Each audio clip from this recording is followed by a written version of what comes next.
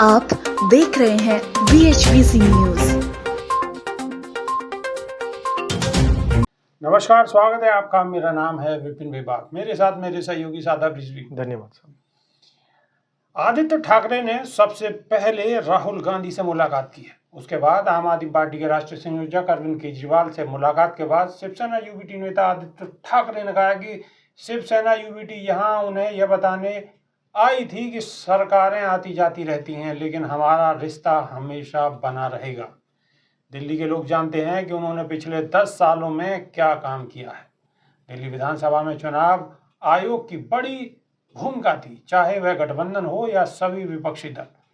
हमें इस बारे में सोचना चाहिए कि हमारा अगला कदम क्या होगा, क्योंकि हमारे लोकतंत्र में चुनाव अब स्वतंत्र और निष्पक्ष नहीं रह गए हैं।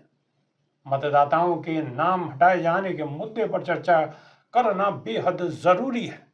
हम इन मुद्दों पर व्यक्तिगत रूप से और टेलीफोन कॉल पर भी बात करते हैं।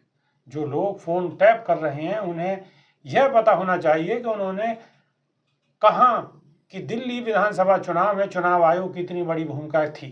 बीजेपी को उनका आभार मानना चाहिए। आदित्य ठाकरे ने कहा है कि उनकी अरविंद केजरीवाल और राहुल गांधी दोनों ही नेताओं से बात हुई है, वो इंडिया गठबंधन हो या फिर हमारी अपनी पार्टी। हम सभी को ये सोचना जरूरी है कि हमारा अगला स्टेप क्या होगा। उन्होंने कहा है कि ये काफ़ी चिंताजनक है कि हमारी डेमोक्रेसी फ्री एंड फेयर नहीं रही।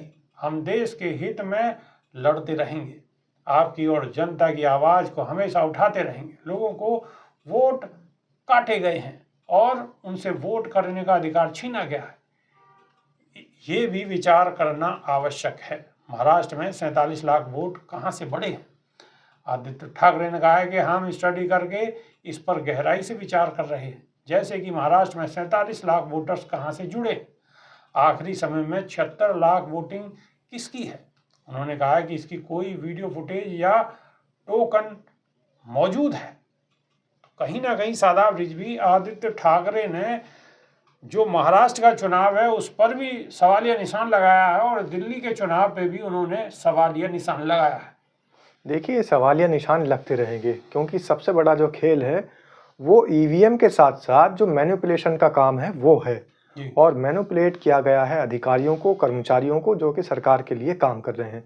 उनको मैनिपुलेट करना, उनका माइंड डाइवर्ट करना बहुत आसान है, क्योंकि वो सरकार के लिए काम कर रहे हैं और सरकारी विभागों का हिस्सा है।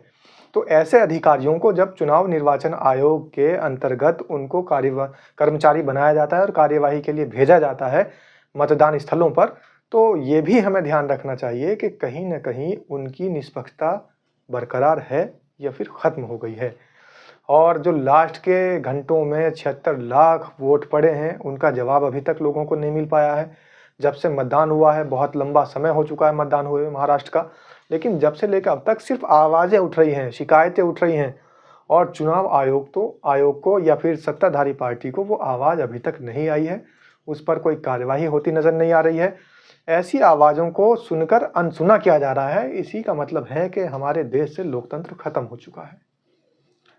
लोकतंत्र खत्म होने की विपक्ष लगातार बात कर रहा है, तो अगर कहीं धुआं है तो आग भी होगी और आग है तो धुआं भी होगा। तो कहीं ना कहीं कुछ ना कुछ गड़बड़ तो है। और 76 लाख वोटों का महाराष्ट्र में जो ढालमेल है वो क्या है, अभी उससे पर्दा हटना बाकी है। अब हटेगा या नहीं हटेगा ये तो आने वाला वक्त ही बताएगा।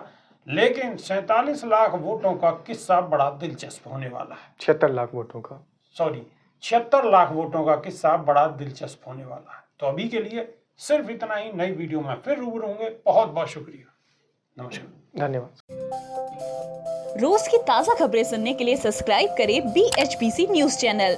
साथ ही रोज के नोटिफिकेशन जानने के लिए दबाएं बेल आइकन। साथ ही हमें अपनी राय देने के लिए हमारी वीडियो पर कमेंट करके बताएं और वीडियोस को लाइक और शेयर करना बिल्कुल ना भूलें।